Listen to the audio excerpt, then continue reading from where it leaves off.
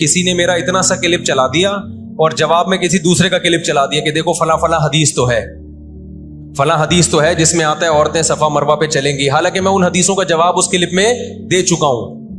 Number 1 وہ مرفوع حدیثیں نہیں ہیں، نمبر 2 وہ صحیح روایتیں نہیں ہیں، من گڑت ہیں، یا تو بہت درجے کی ضعیف ہیں، اس قابل نہیں ہے کہ ان کو دلیل کے طور پہ پیش کیا جائے.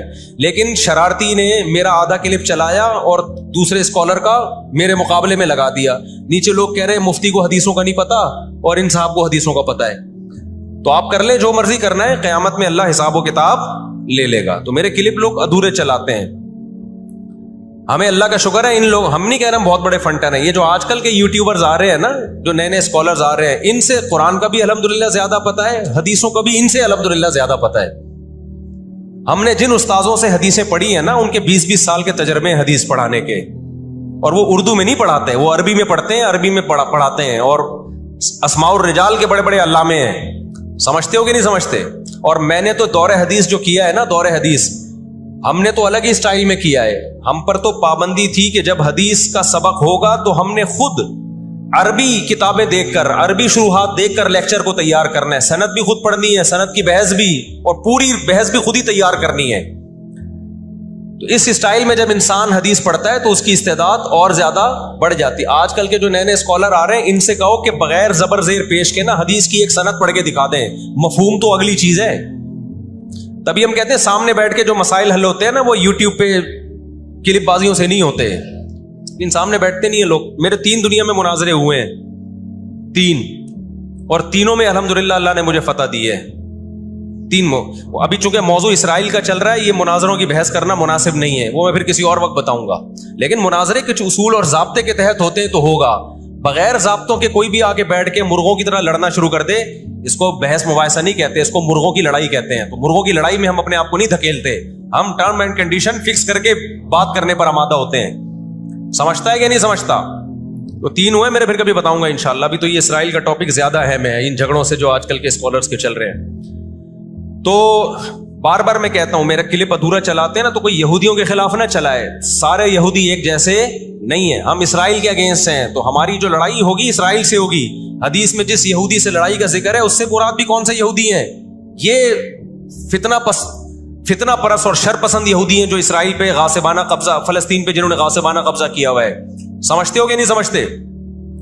تو آپ صلی اللہ علیہ وسلم نے فرمایا کہ تقاتلون الیہود، تمہاری جنگ کس سے ہوگی؟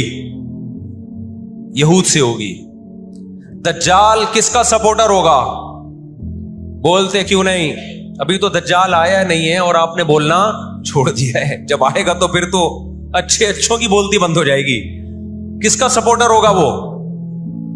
ہاں، میں عرض کر رہا تھا کہ ہم جب قرآن پڑھتے تھے، ضربت علیہم الذلہ، قرآن کہتے ہیں ہم نے ذلت ان کے اوپر دے ماری ہے، ان فسادوں کی وجہ سے جو یہ کرتے رہے ہیں دنیا میں، ان فسادات کی وجہ سے.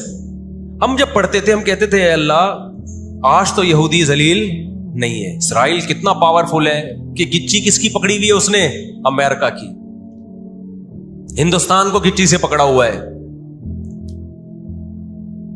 تو آج تو بڑی عزت ہے. میں نے اپنے استاد سے یہ سوال پوچھا، انہوں نے بڑا معقول جواب دیا، اور یہ تفسیر کی کتابوں میں بھی لکھا ہے.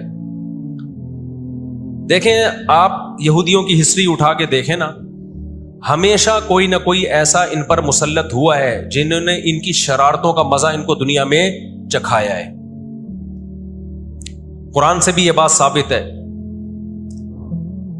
کہ ان کو ان کی شرارتوں کا مزہ، عذاب جو ہے وہ دنیا میں ملتا رہے گا. میں بار بار کہتا ہوں، ہٹلر نے بھی ان کو عذاب دیا ہے. ہٹلر سے پہلے بھی اسلامی نہیں بلکہ دنیا کی تاریخ میں بہت سے ہٹلر گزر چکے ہیں جنہوں نے ان کی شرارتوں کے ان کو دنیا میں سزا دی ہے. ہم پھر بھی بتائیں، ہم ہٹلر کے حامی نہیں ہیں جو ظلم اس نے کیا، لیکن وہ بھی ان کی شرارتوں سے بیزار تھا. قرآن کہہ رہے ہم نے ان پر ذلت کو دے مارا ہے. دنیا میں بہت دفعہ رسوا ہوئے یہ. اب کیا ہے؟ یہ آخری ذلت ہے یہودیوں کی، جو اب کس کے ہاتھوں ہونے والی ہے؟ فلسطینیوں کے ہاتھوں. آپ کو معلوم ہونا چاہیے، جب دنیا میں کسی کو بہت زیادہ ذلیل کیا جاتا ہے نا، تو پہلے اس کو عزت دی جاتی ہے. کسی کے گلے میں آپ جوتوں کا ہار پہنا دو، یہ بھی ایک ذلت ہے. اور ایک طریقہ یہ 3 پیس سوٹ ٹائی میں آپ اس کو صدارت کی کرسی پہ بٹھائیں اور پھر آپ اس کو جوتوں کا ہار پہنا دیں. بتاؤ کون سی بڑی ذلت ہے؟ یہ دوسری ذلت پہلی ذلت سے بڑی ہے.